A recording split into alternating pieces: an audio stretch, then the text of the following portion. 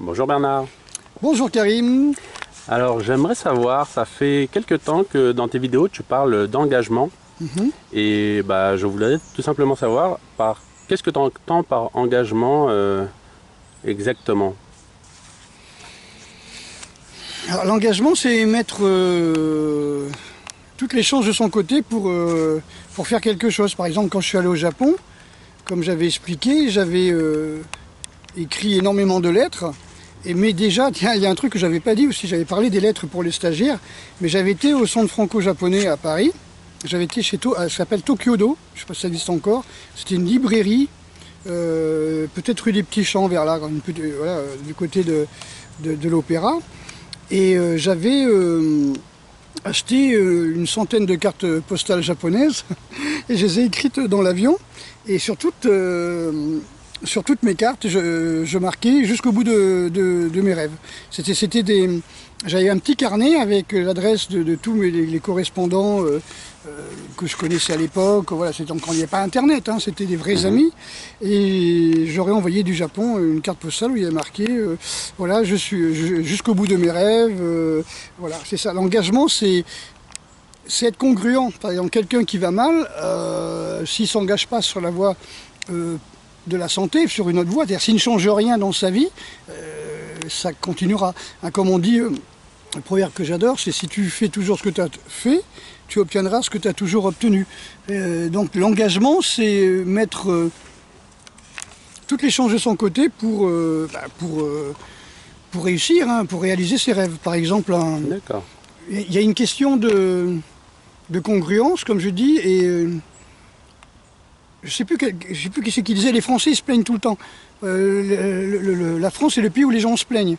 Ah oui, c'était Jean-Claude Courdy dans un livre qui s'appelait Les Japonais, un immense livre que j'avais lu avant d'aller au Japon, quand j'étais veilleur de nuit, donc j'avais le temps de lire. Et à l'époque, je passais mes nuits à regarder le feuilleton Shogun, et à étudier le japonais et à lire le livre de Jean-Claude Courdy, qui était un représentant de l'ORTF à Tokyo, et il était avec une collègue de NHK, et la collègue, il disait quand les Français ils se plaignent tout le temps, et il disait voilà, si votre travail vous plaît pas, changez de travail, si votre femme vous plaît pas, changez de femme, voilà. Et ça a été repris par Nyoichi Sakurazawa dans la macrobiotique, où il disait c'est la même chose. Il faut pas se plaindre, ça sert à rien de geindre tout le temps. Comme ça, on retrouve par exemple Vasiliev qui dit la même chose. Il dit, si vous avez peur des coups, n'allez pas au cours, quoi. Il faut arrêter de se plaindre. Faut sortir de, je sais plus, faut arrêter de geindre. Vous voyez, il faut sortir de cette condition où on se plaint tout le temps, mais on ne fait rien. Alors souvent, on me trouvait arrogant parce que je disais dans mes premiers posts de Facebook, qu'est-ce que vous avez fait aujourd'hui pour aller mieux? Ou qu'est-ce que vous avez fait aujourd'hui pour réaliser votre rêve? Qu'est-ce que vous avez fait aujourd'hui pour changer le monde? Parce que si on se change, on change le monde. Si chacun se change, on change le monde. À l'échelle individuelle, si tout le monde boycottait et arrêtait de travailler, le gouvernement ne tiendrait pas une semaine. Sauf que chacun veut rester dans son petit coin et ils ne sont pas vraiment engagés. Comme disait Coluche quand il a vu mai 68, il a dit j'ai arrêté de croire au grand soir quand j'ai vu que les gens rentraient chez eux le week-end. C'est des révolutionnaires, mais ils respectent le week-end. Donc non, c'est pas ça, quoi. Qu'est-ce qui fait que les gens ont peut-être peur de s'engager ou une hésitation éventuellement? Il y a ce qu'on appelle la résistance au changement. La résistance au changement, c'est ce que je reproche. Par exemple, les gens n'ont pas la soif d'aventure. Ils veulent rester dans leur petit confort. Il y a un petit peu tout ce qu'on appelle les bénéfices secondaires à ne rien faire. C'est-à-dire, moi je trouve ça marrant parce que beaucoup de gens me disent ouais, je vais faire ça, je vais faire ça, je vais faire ça. Puis après ils se disent ouais, mais je suis bien dans mon petit confort, dans mon petit boulot, là j'ai ma petite paye tous les mois. Si je fais ça, il va arriver ça. Ils n'ont pas confiance en eux au départ. Ils n'ont pas confiance en la vie. Ils n'ont pas confiance en eux. Si tu veux, il y a un truc, on dit on a perdu la foi. Donc si on a perdu la foi, le mental, il part dans tous les sens. On a perdu la boussole. Tu vois, quelle que soit la foi, quelle que soit notre religion, notre croyance, on a perdu la boussole qui nous donne le chemin, quoi, qui nous donne l'endroit où aller. Et comme on dit, ouais, ni Dieu ni maître. Ouais, mais tu fais quoi de ta vie là? Tu fais n'importe quoi. Alors, voilà, je pense que c'est pour ça. Donc, ils n'ont pas foi en Dieu, ils n'ont pas foi en la nature, ils n'ont pas foi en leur corps, ils n'ont pas foi en eux en tant qu'individu, quoi. En toi que personnage, tu vois, le masque qu'ils ont choisi pour affronter cette vie qui pour eux est un combat, tu vois. Alors que tant que tu combats la vie, de toute façon tu vas la perdre dans le sens. Si pour toi la vie, s'il y a la vie et la mort, tu dis pourquoi combattre la vie, il y a la mort. Non, la vie c'est la naissance, la mort, la naissance, la mort. Quand tu meurs, tu vas dans une autre pièce, tu changes de pièce, comme on dit. Donc, tant qu'on n'a pas cette foi-là, tant qu'on a peur, on s'accroche. On s'accroche à notre confort, on s'accroche à nos habitudes, on s'accroche aussi à des petites croyances négatives, surtout des croyances négatives, du genre ah ouais mais si je déménage, faut que je recommence tout, machin. Je sais pas, ouverture de compteur, tu vois, faut que je mette la fibre, il faut que je fasse ci, il faut que je fasse ça. Selon toi, par exemple, un engagement, ça voudrait dire pour les gens, en tout cas, qu'il faudrait qu'ils recommencent tout à zéro et donc ça serait un certain reset contre lequel ils n'aimeraient pas entamer la démarche. Ça serait peut-être trop dur pour eux, par exemple. C'est eux qui jugent ce reset un peu trop dur pour eux. C'est eux qui le jugent. Donc ça veut dire qu'ils sont dans l'auto-dévaluation. Et le fait de dire oh mais non c'est trop dur de faire ci, c'est trop dur, peut-être dans 1 an ou dans 2 ans ou dans 6 mois, en fin de compte ils valident leur auto-dévaluation, leur dévaluation. Tu vois, leur auto-dévaluation. C'est-à-dire ils se confortent dans un état de se tirer vers le bas en fait.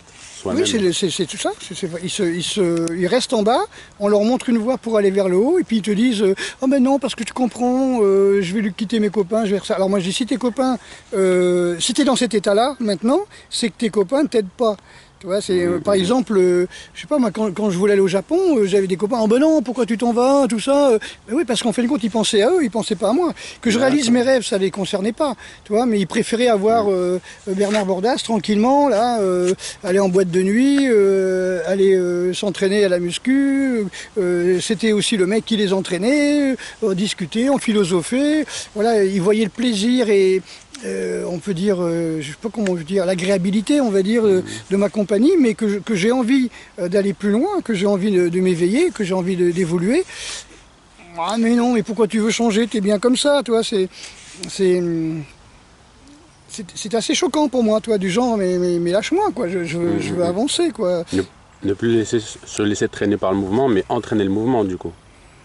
Le créer tout du moins. Mais eux, ce qui aurait été bien, c'est que je les attire en même temps, tu vois. C'est-à-dire que le fait que j'évolue, les gens qui m'entourent évoluent. Et normalement, c'est comme ça.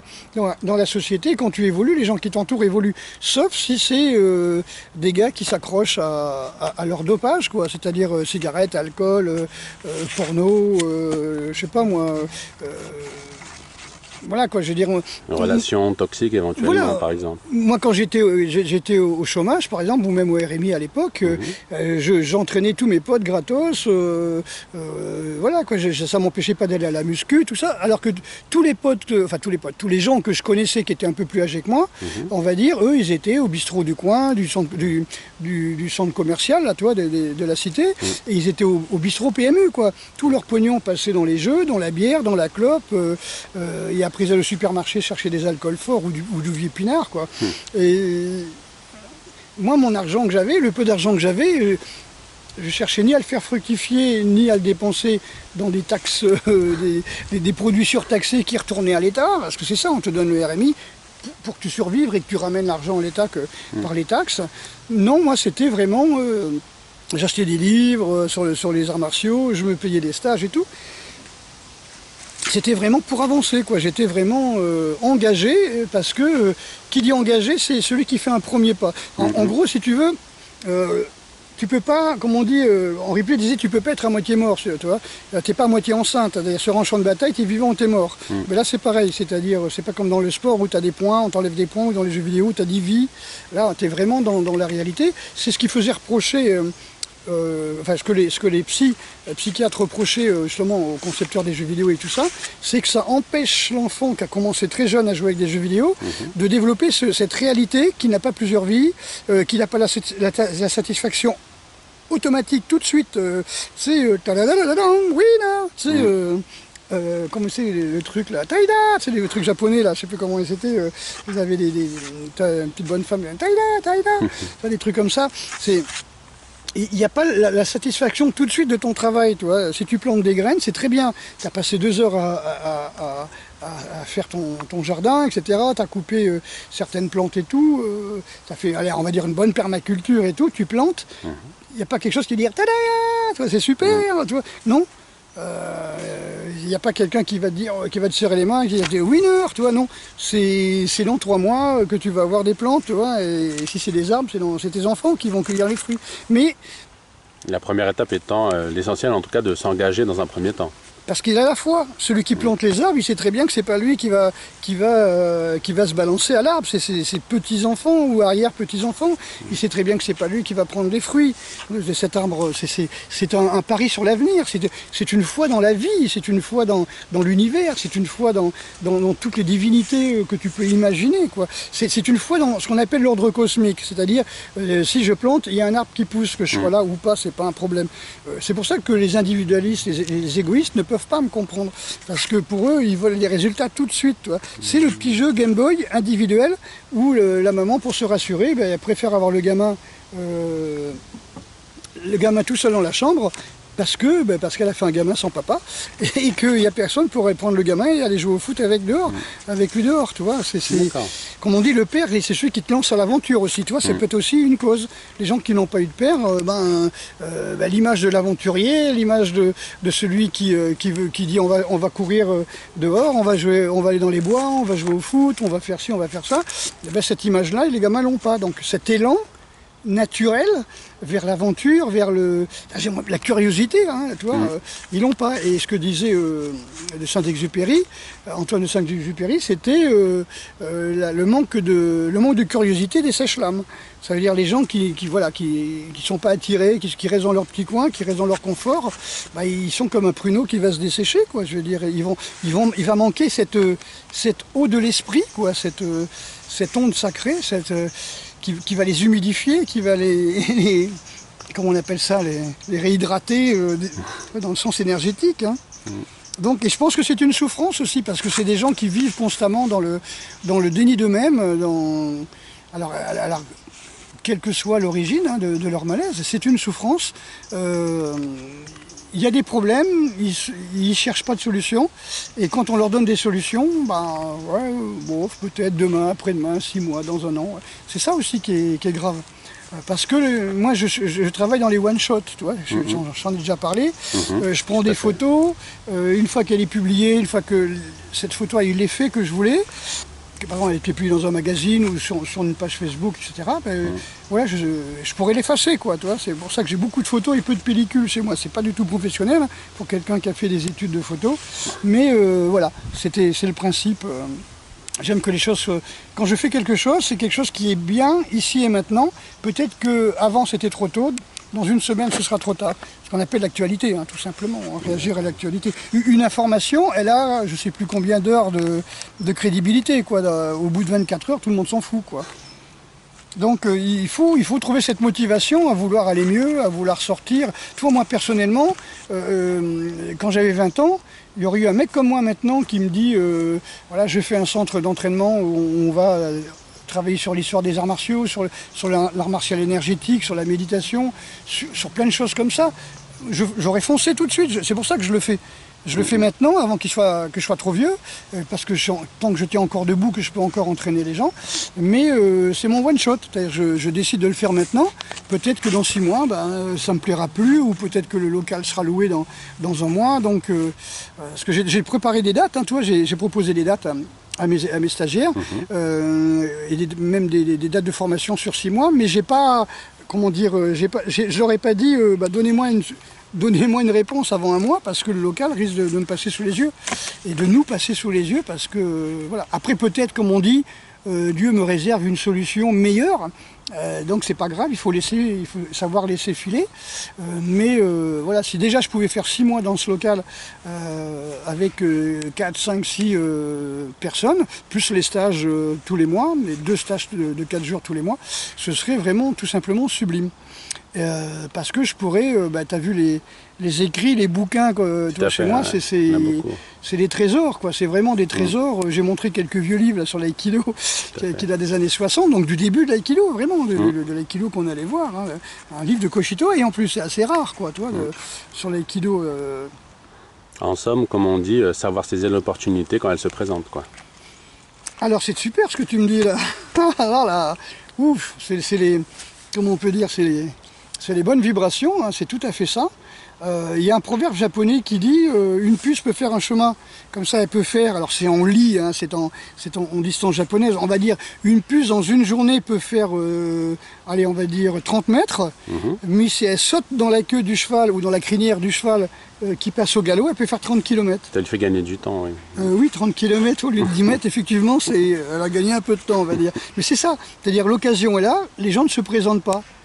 Ça me fait de la peine pour eux. Tu vois, l'occasion est là, et c'est vrai que cet engagement, les gens ont du mal à avoir confiance. Ils n'ont pas confiance en eux, ils n'ont pas confiance en la vie, ils n'ont pas la foi, ils s'imaginent pas que leur vie peut être meilleure. Alors ils préfèrent s'auto-valider dans la plainte. Je cherche le mot qu'avait employé, je crois que c'est Komarov ou Vasiliev, sur le PDF, là, quand il parle des frappes et de la douleur, ou de la difficulté, tu vois, ça te dit rien. Se conforter peut-être dans la... Non, mais il parlait de geindre, tu vois, il faut arrêter d'être dans la pleurniche, tu vois, toujours trouver des excuses pour rien faire en disant mais non je peux pas parce que si je peux pas parce que là, mais non, c'est pas vrai. La procrastination un petit peu. La procrastination va être l'effet de ça, quoi. C'est-à-dire si tu te complains dans ta médiocrité, eh bien tu dis non c'est bien. J'ai pas grand chose mais ça me suffit, c'est bien. Voilà. Alors c'est vrai que j'aurais bien aimé faire ci, j'aurais bien aimé faire ça. Mais tu le fais, mais ils le font pas. Ils préfèrent trouver des excuses. C'est ce que disait le professeur Irampour là, au collège universitaire des sciences humaines. Il disait parce que à ce moment-là, quand tu veux régler cette solution chez quelqu'un, c'est la procrastination, c'est son mode de fonctionnement, mais son mode de pensée qui va donner un mode de fonctionnement, t'es d'accord, hein, la source c'est d'abord la pensée, c'est l'autodévaluation. D'accord. Tu vois, ouais. Et donc son autodévaluation qui lui permet de geindre et de vouloir attirer la pitié des autres pour que les autres leur donnent leur énergie, leur attention, comme un enfant de 10 ans qui fait pipi au lit pour qu'on s'occupe de lui. Parce que maman elle a trouvé un autre copain, tu vois, c'est le 5e père que le gamin a en 10 ans. Donc il en a marre, et donc il se met à pisser au lit à 10-12 ans pour faire chier sa mère, parce que voilà, lui ce qu'il veut c'est son vrai père, et voilà quoi. Ça c'est des exemples hein, que j'ai vécu, que j'ai connus chez les voisins, qui me posaient problème, qui me demandaient mais comment c'est possible que mon enfant pisse sur le lit, et je dis ben voilà, c'est simplement qu'il en a marre que tu changes de mec tous les 3 mois, quoi, toi, ou tous les 6 mois. Donc là le principe, la personne s'auto-dévalue, il est bien dans sa vase, là, toi, et toi, tu viens attaquer son produit. C'est un petit peu comme tu parles de cigarette à un fumeur en disant que c'est pas bien. Tu parles de cannabis, par exemple, tu parles à un fumeur du tabac, le mec il va te dire oui mais moi j'ai vu des publicités, ils te disent que le tabac ça développe les poumons et que c'est bien. Oui, c'est des publicités des années 50 où Big Tobacco avait, les industries du tabac avaient acheté des médecins n'avaient pas trop de conscience, hein, pour lutter contre les informations qu'ils avaient à l'époque, que le tabac donnait le cancer du poumon. Et j'ai encore des gens qui me disent que c'est pas vrai, hein, que le tabac donne pas le cancer. Et voilà. Et pareil, par exemple, pour le cannabis, quand on parle des méfaits du cannabis, que ça ralentit, on va dire, le cerveau, que les gens à l'école font moins d'études, etc. Alors le mec il dit oui, mais mon fils il fume du cannabis, il a eu 15 de moyenne. Et ben, il n'aurait pas fumé, il aurait eu 17. Tu vois, tu vois. Et donc ça a été prouvé que ça changeait les gènes, etc. Donc ça faisait des mutations. Et donc tu attaques le produit. Et le cerveau devient une machine à justification pour que les gens se complaisent dans leur dépendance. Et ils vont parce que c'est une dépendance, hein, aussi. Ouais, et ils vont te dire oui, mais le CBD ça guérit le cancer ou la douleur, un truc comme ça. Bah, c'est un anesthésique de plus, comme l'opium, comme la morphine, tout ça, tous les dérivés des opiacés. C'est pas ça qui résout le problème. Si tu as une inflammation intestinale et que tu prends du CBD, ça va pas résoudre le problème. Ça va juste faire que tu vas continuer à bouffer des saloperies qui continuent à t'enflammer les intestins, ou tu vas continuer le stress. Peut-être que ça va te déstresser, mais dans ce cas, tu deviens dépendant du CBD. Après, ils vont te dire, oui, mais le cannabis, ça guérit du cancer. Et je suis sûr que je vais avoir ça dans mes commentaires. Oui, moi, tous les gens que j'ai connus qui fumaient des joints assez tôt, ils ont eu des cancers du sang à 25-35 ans. Tu vois, ceux qui avaient commencé à 17 ans. Donc, je veux dire, ces 5-6 personnes que je connaissais qui étaient des fumeurs normaux, hein, de joints, les mecs ont eu un cancer du sang, voilà, ou ils ont eu des enfants qui ont eu des cancers du sang aussi. C'est le cas, hein. Donc c'est des gens que je connais très bien. Une des solutions, du coup, selon toi, ce serait éventuellement de cesser de se morfondre et de passer à l'action, voire de saisir des opportunités qui se présentent. D'abord, il faut s'imaginer que notre vie peut être meilleure. Il faut s'imaginer qu'est-ce que je ferai une fois que j'aurai tout ce savoir, cette opportunité. Moi je serai instructeur, pardon, je parle dans mon cas, hein, de la formation que je propose, mais ça peut être pour plein d'autres choses. Qu'est-ce que je ferai une fois que je serai instructeur du système Adrobe? Quelles sont les opportunités qu'ils pourraient faire dans les clubs pour s'entraîner, déjà pour se sentir mieux. En 6 mois, tu as le temps de doubler de volume, hein, avec mes méthodes. Hein. Donc voilà, donc c'est des trucs incroyables comme ça. Donc déjà, il faut s'imaginer, c'est-à-dire il faut se projeter dans un avenir positif, se sortir le doigt du cul. On dit on peut pas être dans une pièce, on peut pas aller dans une pièce sans en sortir d'une autre. On ne peut pas aller dans le positif en laissant la sécurité, en disant oui mais enfin si ça marche pas, en entraînant des casseroles, voilà, je continue quand même, tu vois. Non, c'est vraiment, il faut, comme on dit dans le zen, sauter dans le vide, tu vois. Tu t'accroches à la branche, pose-moi la question, maître, qu'est-ce que le zen? Ok, tu auras la réponse, tu t'accroches par les dents, tu lâches les mains, tu me poses la question et tu as la réponse. Tu vois, qu'est-ce que le zen? C'est-à-dire, junk. Et comme disaient Deshimaru et d'autres maîtres, hein, comme Arnaud Desjardins, la pratique de zazen, ce n'est pas suivre la voie de Bouddha, c'est devenir Bouddha. C'est-à-dire, je me souviens d'un maître de Shingon qui avait fait un livre, qui était magnifiquement illustré d'ailleurs, de peinture de Sumue qu'il faisait lui-même. Il avait fait un Bouddha, comme ça, quelqu'un en train de faire zazen, et il disait 1 heure de méditation, Bouddha pendant 1 heure. Tu vois, tu médites 1 heure, tu es Bouddha pendant 1 heure. Parce que Bouddha, c'est quoi? C'est vivre le moment présent, c'est être illuminé, c'est-à-dire être dans la lumière du moment présent. Si je médite et que je suis dans le moment présent, eh ben forcément, je suis illuminé pendant 1 heure. Tu vois, si je reste 1 heure comme ça en méditation, je suis illuminé pendant 1 heure. Je suis dans la lumière du moment présent pendant 1 heure. C'est ça Bouddha, c'est pas un titre, c'est simplement... voilà. Et après, par exemple, quand j'ai rencontré Mère Mira, c'est vrai que quand on la voit, qui marche, on voit qu'elle est dans le moment présent, 24 heures sur 24. En tout cas, quand elle était avec nous. Donc là, on peut dire, elle est Bouddha, c'est-à-dire elle est illuminée, elle est dans la lumière du moment présent. Tu vois, quand elle bénissait les gens, comme ça, on voit vraiment que elle est dans une autre dimension, quoi, dans le moment présent, plus ancré, encore plus ancré que nous. Et c'était ça que j'ai trouvé formidable. Donc ça peut paraître bizarre, parce qu'on a donné des mots bizarres aux mots illuminés, etc. Non, Bouddha, ça veut dire celui qui est dans la lumière du moment présent. Et quand tu pratiques 1 heure, eh ben, t'es Bouddha pendant 1 heure. Ceci explique cela. Oui. Toute chose bénéfique s'acquiert avec le temps. Et donc forcément, si tu proposes cette formation en question, c'est justement l'occasion de prendre le temps pour soi, d'évoluer en mieux en fait. Ah oui, et sur tous les plans, mental, physique, spirituel. Après, comme je dis, la motivation personnelle, elle vient dans est-ce que c'est le côté personnel qui est important. Hein. Motivation personnelle, c'est la personne ne s'imagine pas qu'elle puisse aller plus haut que ce qu'elle est. Donc on refait le tour sur la dévalorisation. Voilà. Dévaluation, dévalorisation, etc. Il y avait un truc que j'avais vu sympatoche, là, une phrase que je t'avais lue tout à l'heure, j'aimerais bien la retrouver. Tu m'avais dit qu'elle était bien, tu sais. Alors je cherche.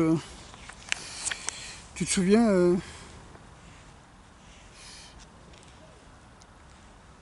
Non, c'est pas. Oui, ça c'est aussi. Tu as bien aimé. Non, c'était plus qui basé sur. C'était basé sur la méditation. Voilà, ça c'est pas mal, toi. Quels que soient les problèmes que pourra rencontrer par la suite une personne, si celle-ci a retrouvé une image positive de la vie et d'elle-même, elle trouvera d'elle-même et facilement toutes les solutions pour aller suivre un traitement thérapeutique. Là, on est dans le traitement de l'alcoolique. Hein. Donc, mais c'était important. Voilà, tant qu'une personne est dans l'autodévalorisation, hein, ne s'aime pas soi-même, ne se pardonne pas ses erreurs du passé, va garder une colère en elle-même, hein, elle n'aimera pas la vie, ni la société, ni les autres. Elle est dans l'autodévalorisation. Elle ne peut pas entamer une psychothérapie ou une thérapie générale, on va dire, parce qu'elle reste toujours dans le défaitisme. C'est ça le défaitisme. Est-ce qu'éventuellement, justement, pour pallier à ça, tu aurais des pistes ou une voie ou certains outils éventuellement, comme la méditation ou d'autres, qui pourraient faire, je dirais, le premier pas? La méditation, c'est le premier pas, de toute façon, parce que la méditation, c'est simplement revenir à ce qui est réel. C'est sortir du mental menteur, hein, pour revenir sur quelque chose de logique. La réalité. Hein. On disait, par exemple, Carl Rogers disait que toute vérité, toute réalité est intérieure. C'est à partir de notre façon de voir les choses qu'on crée notre propre réalité. C'est-à-dire qu'il y a un proverbe chinois qui disait « c'est en soi qu'il fait beau temps ou mauvais temps ». Et donc la réalité intérieure est projetée à l'extérieur et si on est dévalorisé, défaitiste, eh bien, on ne voit que des solutions négatives et défaitistes. Donc déjà au départ, il faut ce qu'on appelle le coup de pied au cul, hein, il faut choquer notre imagination pour se dire la vie peut être différente, la vie peut être belle, la vie peut être... Et cette résistance au changement va partir d'un seul coup. On va être prêt à changer, tu vois. Comme disait Patrick Schmitt, c'était mon professeur de psychologie, pardon. En 89, mon tronc commun, dans son livre Nager, hein, qui était magnifique, hein, qui s'appelait Nager à la découverte de la performance, hein, chez Vigo, 89, hein, il disait l'action met fin à la peur, tout simplement. Comment arrêter d'avoir peur, tu sais, il parlait des enfants, c'est lui qui avait parlé de faire des jeux en plastique, des jeux flottants et tout ça. Il disait si on dit à un enfant va chercher la balle qui est au fond de l'eau, il ne le fera pas. Parce qu'il a peur de se remplir par le nez, par le trou de balle, par les oreilles, et puis il a peur d'ouvrir les yeux sous l'eau. Peur de l'inconnu. Voilà. Ouais. Donc il faut mettre un jeu, par exemple, tu dis, voilà, on va mettre un cerceau, tu cours, tu plonges dans le cerceau, tu vas chercher la balle, il faut que ça soit un jeu. Et le pire, ce serait de lui dire, tu vas toucher le fond comme ça, en plongeant. Il dit, non, chercher la balle, c'est déjà un jeu, tu vois. Mais s'il garde ses peurs, tu vois, donc il faut lui faire oublier ses peurs qui sont irrationnelles, parce que toi, tu sais très bien qu'il ne va pas se remplir par le trou de balle et par le nez, tu vois, donc tu le sais. Donc il faut lui trouver... une ligne directrice, quoi. Un jeu, voilà. C'est pour ça qu'on dit, tu verras jamais... comment dire, un gorille en train de faire des tractions, comme on dit, un tigre faire des pompes, hein, le titre du livre de Systema, tout simplement parce que déjà quand ils sont enfants, ils jouent. Donc ils jouent, ils se mettent dans des situations de combat, de chasse et tout ça, ils jouent. Et puis c'est en jouant qu'ils vont aller au-delà de leurs possibilités. D'accord, donc oui c'est ça, donc on parle de la méditation, là c'était méditer, c'est revenir à l'essentiel. Ce n'est pas suivre la voie de l'éveil, c'est être arrivé. Tu vois, c'est être éveillé. Nuance, ouais. Nous sommes déjà au-delà de nos pensées, de nos projections mentales du passé, culpabilité, nostalgie, etc. Et du futur, hein, quand on a peur, etc. Voilà, donc c'était surtout pour ça. Très bien, Bernard. Bah, écoute, merci pour cet éclaircissement. Et puis, bah, j'espère à très bientôt. À très bientôt.